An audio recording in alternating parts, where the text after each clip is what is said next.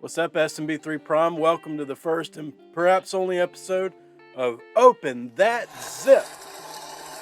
That's right. The rules of the game are very simple.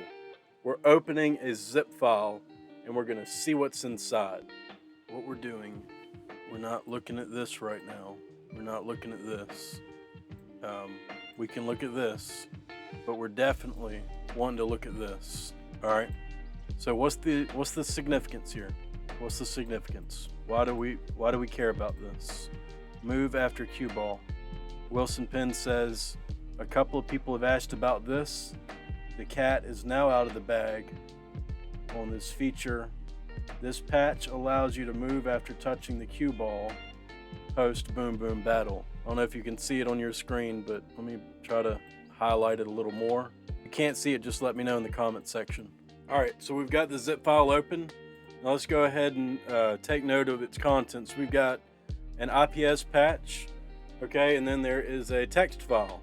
So let's go ahead and open up this text file. This patch is an inline patch, doesn't require any added code space, so it's lower risk if the code addresses haven't changed substantially in the game.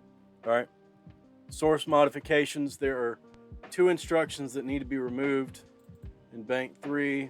The below instructions need to be knocked out. That means no operation in ASM, in case you did not know that, out of the code. So what does that do? It ends up acting as a placeholder, and I believe also processor wise it still is a process, it just doesn't do anything.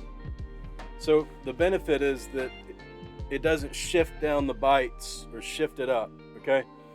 If they simply commented out the code, okay? So you see here, removed STY player vibe disable, and then removed STA player vibe disable. Those are the two places that are touched in Bank 3. They just removed them. All that code, but the rest of the code would shift up, okay? And that could end up causing some unwanted issues.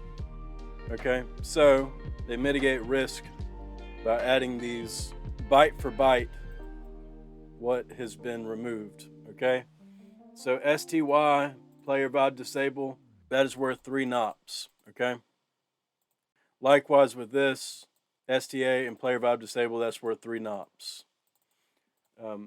I might have some of the details wrong, but that's the gist of it. Okay, all right, so that's really the whole patch right there. It's simply removing those two things. So with that, you can end up doing other things before the level is complete, before the remaining time is converted into the score. So that's part 1. All right, now part 2. Here's the bigger point I want to make. Not every change has to be some huge, ginormous ASM undertaking. Some of the more impressive ones certainly are, okay? But you can also do a whole lot just by changing certain things. So you start with an idea. It always starts with an idea. And please, never discount your ideas, because there is a chance that no one has ever thought of it before.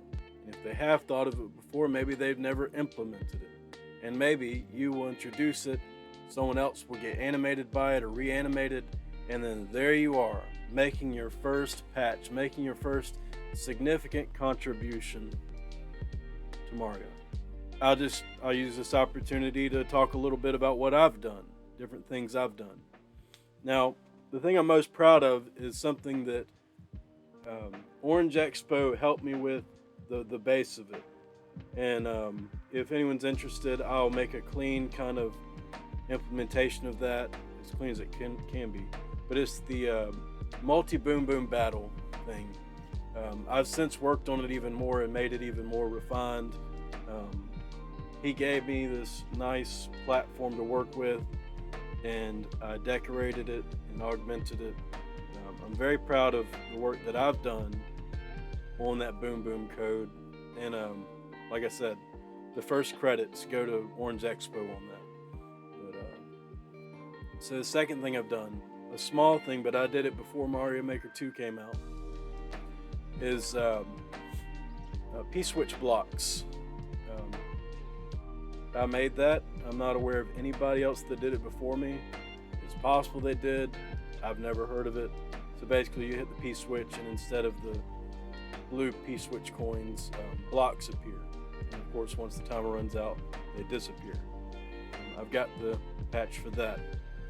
The third thing that comes to my mind that I did that I'm proud of is the situation that I ported from Mario Maker 2, or Mario Maker in general.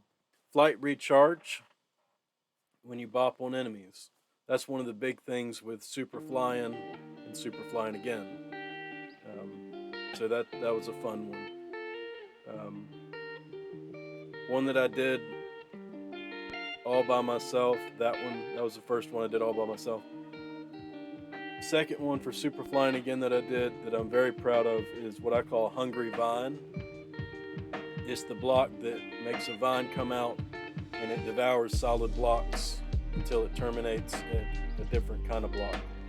So I think that's pretty cool. Hungry Vine, it's like a suit check, you know. Basically, it's your imagination, right? It's your imagination that you're able to put out there, okay? And that's a very powerful thing. I believe that hacking, and here's kind of a little gratuitous, but feeling a little inspired. ROM hacking, it is a confluence of like 5 or 6 different creative outlets. I mean, you've got so many things converging into ROM hacking. And I think it's just so special for that reason. It's so special. Because not only are you making something, you're getting to make something that people will interact with. Living art, you know? You're a maker of worlds that people inhabit. Yeah. Pretty powerful stuff, right? All right, so that's what I got to say.